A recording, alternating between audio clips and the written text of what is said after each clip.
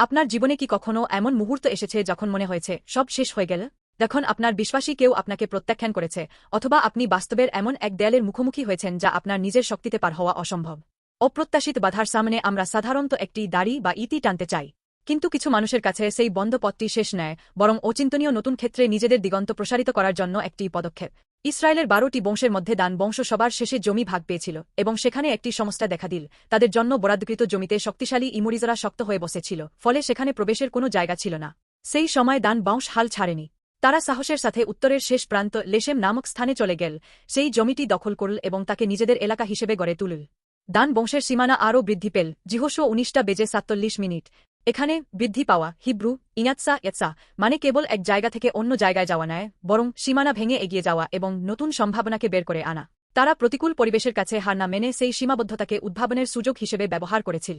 আমাদের জীবনে এমন কিছু মৌলিক সীমাবদ্ধতা আছে যা আমরা কেবল নিজেদের চেষ্টা বা উদ্ভাবন দিয়ে পার করতে পারি না, তা হল পাপ এবং মৃত্যুর দেয়াল।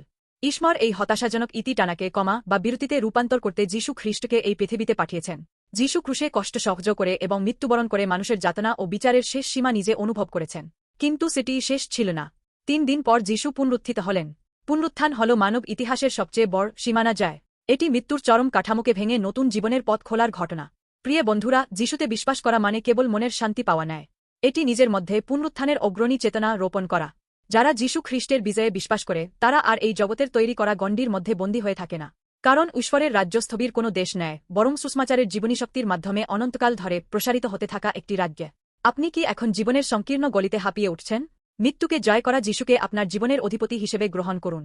তিনি আপনার বন্ধ পথগুলোকে নতুন সুযোগের পথে বদলে দেবেন। ঈশ্বর চান আজ আপনি আপনার স্থবির জায়গা থেকে জেগে উঠুন এবং তার সাথে জীবনের নতুন দিগন্তের দিকে প্রসারিত হন। এই মহান যাত্রায় আপনিও শামিল হবেন, এই আশাই করি।